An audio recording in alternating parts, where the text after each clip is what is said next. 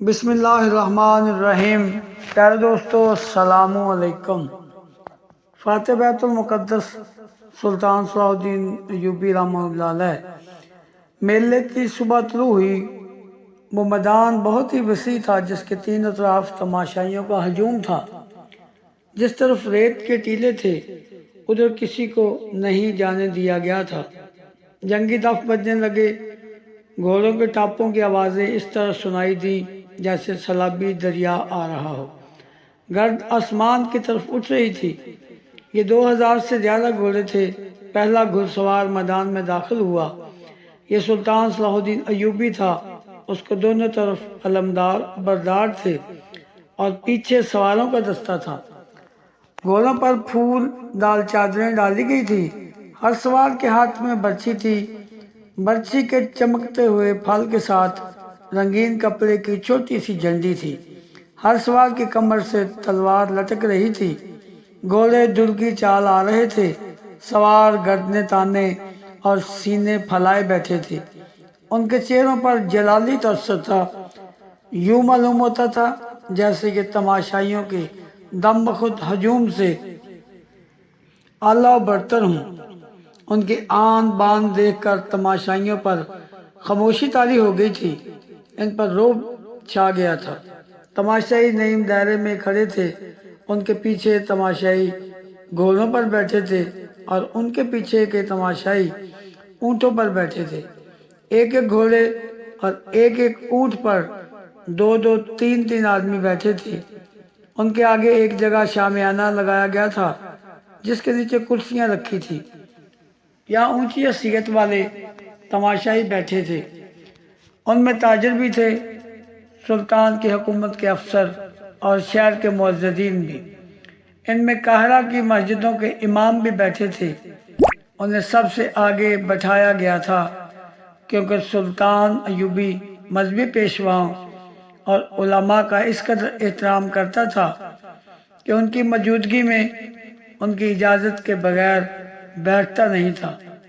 ان میں سلطان کے وہ افسر بھی بیٹھے تھے جو انتظامیہ کے تھے، لیکن ان کا تعلق فوج سے تھا۔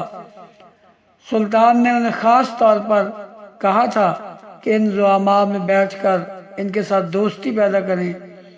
ان میں خادم الدین البرق تھا۔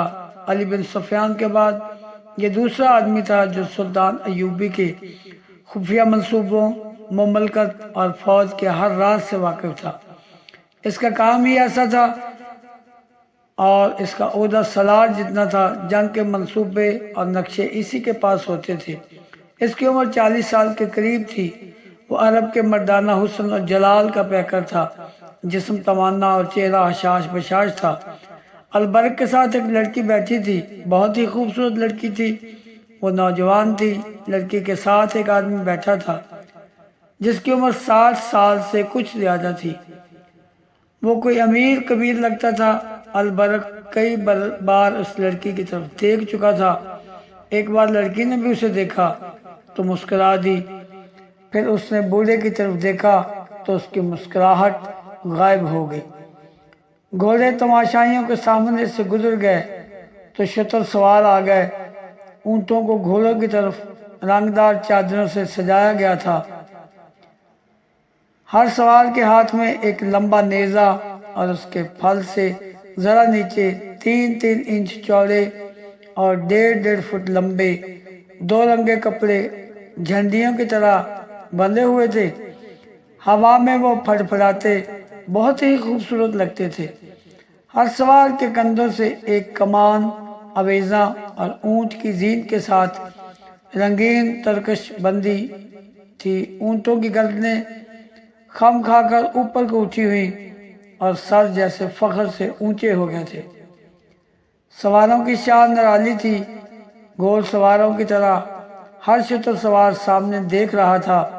ان کی آنکھیں بھی دائیں بائیں نہیں دیکھتی تھی۔ یہ اونٹ انہیں اونٹوں جیسے تھے جن پر تماشائی بیٹھے ہوئے تھے، لیکن فوجی ترتیب، فوجی چال اور فوجی سواروں کے نیچے وہ کسی اور جہان کے لگتے تھے۔ البرق نے اپنے پاس بیٹھی ہوئی لڑکی کو ایک بار پھر دیکھا۔ اب کہ لڑکی نے اسے آنکھوں میں آنکھیں ڈال کر دیکھا، اس کی آنکھوں میں ایسا جادو تھا کہ البرق نے اپنے آپ میں بجلی کا جھٹکا محسوس کیا۔ لڑکی کے ہونٹوں پر شرم و حیا کا تبسم آ گیا اور اس نے اپنے پاس بیٹھے ہوئے بوڑھے کو دیکھا تو اس کا تبسم نفرت میں بدل گیا۔ البرق کی ایک بیوی تھی جس میں اس کے 4 بچے تھے۔ وہ شاید اس بیوی کو بھول گیا تھا۔ وہ لڑکی کے اس قدر قریب بیٹھا تھا کہ لڑکی کا اٹھا ہوا ریشمی نقاب ہوا سے اڑ کر کئی بار البرق کے سینے سے لگا۔ ایک بار اس نے نقاب ہاتھ سے پرے کیا تو لڑکی نے شرما کر معذرت کی۔ البرق مسکرایا، منہ سے کچھ نہ کہا۔ شتر سواروں کے پیچھے پیادہ فوج آ رہی تھی، ان میں تیر اندازوں اور تیگ زنوں کے دستے تھے۔ ان کی ایک ہی جیسی چال، ایک ہی جیسے ہتھیار اور ایک ہی جیسا لباس تماشائیوں پر وہی تاثر طاری کر رہا تھا جو سلطان ایوبی کرنا چاہتا تھا۔ سپاہیوں کے چہروں پر تندرستی اور توانائی کی رونق تھی اور وہ خوش و خرم اور مطمئن نظر آتے تھے۔ یہ ساری فوج نہیں، صرف منتخب دستے تھے۔ ان کے پیچھے منجنیقیں آ رہی تھی جنہیں گھوڑے گھسیٹ رہے تھے۔ ہر منجنیق دستے کے پیچھے ایک ایک گھوڑا گاڑی تھی جس میں بڑے بڑے پتھر اور ہانڈیوں کی قسم کے برتن رکھے تھے۔ ان میں تیل جیسی کوئی چیز بھری ہوئی تھی جو منجنیقوں سے پھینکی جاتی تھی۔ جہاں یہ برتن گرتا تھا وہاں کئی ٹکڑوں میں ٹوٹ کر سیال مادے کو بہت سی جگہ پر بکھیر دیتا تھا۔ اس پر آتشی تیر چلائے جاتے تو سیال مادہ شعلہ بن جاتا۔ سلطان ایوبی کی قیادت میں یہ سوار اور پیادہ دستے نیم دائرے میں کھڑے اور بیٹھے ہوئے تماشائیوں کے آگے سے دور آگے نکل گئے۔ سلطان صلاح الدین ایوبی راستے میں سے واپس آ گیا۔ اس کے گھوڑے کے آگے علم برداروں کے گھوڑے، دائیں بائیں اور پیچھے محافظوں کے گھوڑے اور ان کے پیچھے نائب سالاروں کے گھوڑے تھے۔ سلطان نے گھوڑا روک لیا، کود کر اترا اور تماشائیوں کو ہاتھ ہوا میں لہرا لہرا کر سلام کرتا شامیانے کے نیچے چلا گیا۔ وہاں بیٹھے ہوئے تمام لوگ اٹھ کھڑے ہوئے۔ سلطان ایوبی نے سب کو سلام کیا اور اپنی نشست پر بیٹھ گیا۔ سوار اور پیادہ دستے دور آگے جا کر ٹیلوں کے عقب میں چلے گئے۔ میدان خالی ہو گیا۔ ایک گھوڑ سوار سرپت گھوڑا دوڑاتا آیا۔ اس کے ایک ہاتھ میں گھوڑے کی لگام اور دوسرے میں اونٹ کی رسی تھی۔ اونٹ گھوڑے کی رفتار سے ساتھ دوڑتا آ رہا تھا۔ میدان کے وسط میں آ کر گھوڑ سوار گھوڑے پر کھڑا ہو گیا۔ اس نے باگیں چھوڑ دی۔ وہ اچھل کر اونٹ کی پیٹھ پر کھڑا ہو گیا۔ وہاں سے کود کر گھوڑے پر سوار ہوا۔ گھوڑے اور اونٹ کی رفتار میں کوئی فرق نہیں آیا تھا۔ گھوڑے کی پیٹھ سے وہ اونٹ کی پیٹھ پر چلا گیا اور دور آگے جا کر غائب ہو گیا۔ خادم الدین البرق دائیں کو ذرا سا جھکا۔ اس کے منہ اور لڑکی کے سر کے درمیان 2-3 انچ کا فاصلہ رہ گیا تھا۔ لڑکی نے اسے دیکھا۔ البرق مسکرایا۔ لڑکی شرما گئی۔ بوڑھے نے دونوں کو دیکھا۔ اس کے بعد بوڑھے کے ماتھے کے شکن گہرے ہو گئے۔ اچانک ٹیلوں کے پیچھے سے ہانڈیوں کی طرح کے مٹی کے وہ برتن جو گھوڑا گاڑیوں پر لدے ہوئے تھے اوپر کو جاتے، آگے آتے اور میدان میں گرتے نظر آئے۔ برتن ٹوٹتے تھے تو تیل اچھل کر بکھر جاتا تھا۔ کم و بیش 100 برتن گرے اور ان سے نکلا ہوا مادہ تقریباً 100 گز لمبائی اور اسی قدر چڑھائی میں بکھر گیا۔ ایک ٹیلے پر 6 تیر انداز نمودار ہوئے۔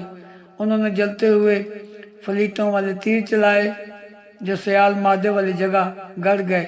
فوراً وہ تمام جگہ ایک شعلہ بن گئی جو گھوڑے کی پیٹھ تک بلند اور کوئی 100 گز تک پھیلا ہوا تھا۔ ایک طرف سے 4 گھوڑ سوار گھوڑے پوری رفتار سے دوڑتے آئے۔ شعلے کے قریب آ کر وہ رکے نہیں، رفتار کم بھی نہ کی۔ چاروں شعلے میں چلے گئے۔ تماشائی دم بخود تھے کہ وہ جل جائیں گے، مگر وہ اتنے وسیع شعلوں میں دوڑتے نظر آ رہے تھے۔ آخر وہ چاروں شعلوں میں سے نکل گئے۔ تماشائیوں نے داد و تحسین کا وہ شور بلند کیا کہ آسمان پھٹنے لگا۔ दो सवारों के कपड़ों को आग लगी थी। दोनों भागते घोड़ों से रेत पर गिरे और थोड़ी दूर लड़खड़ानियां खाते गए। उनके कपड़ों की आग बुझ गई। अलबर्क इस शोर व गुल और सवारों के कमालात से नजरें फेरे हुए लड़की को देख रहा था। लड़की उसकी तरफ देखती और जरा सा मुस्कुराकर बूढ़े को देखने लगती थी। बूढ़ा उठकर जाने क्यों चला गया, लड़की उसे जाता देखती रही। अलबर्क को मालूम था कि लड़की बूढ़े के साथ आई है। उसने लड़की से पूछा, तुम्हारे वालिद साहब कहाँ चले गए हैं? ये मेरा बाप नहीं, लड़की ने जवाब दिया, मेरा खामद है। खामद? अलबर्क ने हैरत से पूछा, क्या ये शादी तुम्हारे वालिदैन ने कराई है? उसने मुझे खरीदा है, लड़की ने उदास लहजे में कहा। वो कहाँ गया है? अलबर्क ने पूछा। नाराज होकर चला गया है, लड़की ने जवाब दिया। उसे शक हो गया है कि मैं आपको दिलचस्पी से देखती हूँ। क्या तुम वाकई मुझे दिलचस्पी से देखती हो? अलबर्क ने रोमानी अंदाज से पूछा। लड़की के होंठों पर शर्मीली सी मुस्कुराहट आ गई। धीमी सी आवाज में बोली, मैं इस बूढ़े से तंग आ गई हूँ। अगर किसी ने मुझे इससे निजात न दिलाई तो मैं खुदकुशी कर लूँगी। मैदान में सवार और प्यादा फौजी हैरान कुन करतब दिखा रहे थे और हर्ब व ज़रब के मुजाहरे कर रहे थे। तमाशाइयों ने जंगी मुजाहरे पहले कभी नहीं देखे थे। उन्होंने सिर्फ सूडानी फौज देखी थी जो खजाने के लिए सफ़ेद हाथी बनी हुई थी। उसके कमानदार बादशाहों की तरफ बाहर निकलते थे। उनके साथ अगर फौज का दस्ता हो तो वो देहात के लिए मुसीबत बन जाते थे। मवाशी तक खोल कर ले जाते थे। किसी के पास अच्छी नस्ल का ऊंट घोड़ा देखते तो जबरदस्ती ले जाते थे।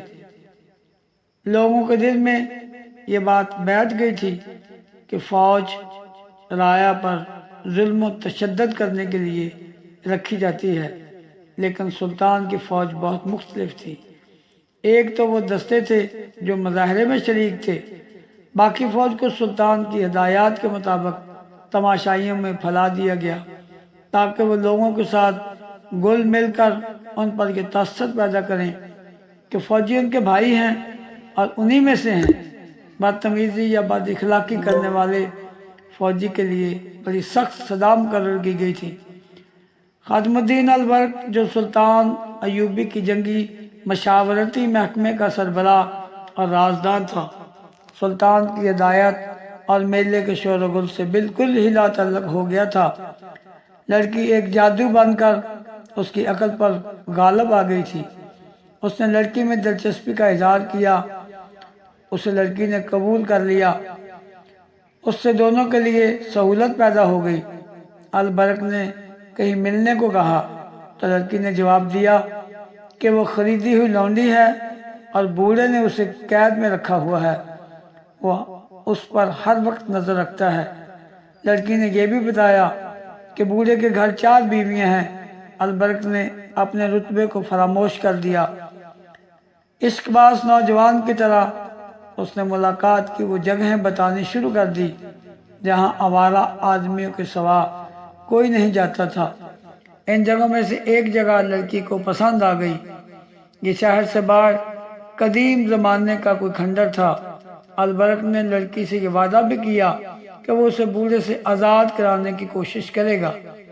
तो दोस्तों, ये थी आज की खूबसूरत वीडियो। अच्छी लगे तो लाइक करने के बाद चैनल को सब्सक्राइब भी कर दें, बेल आइकॉन को दबा दें ताकि हर नई वीडियो आप तक सबसे पहले पहुंच सके। तो मिलते हैं अगली वीडियो में, तब तक के लिए खुदा हाफिज।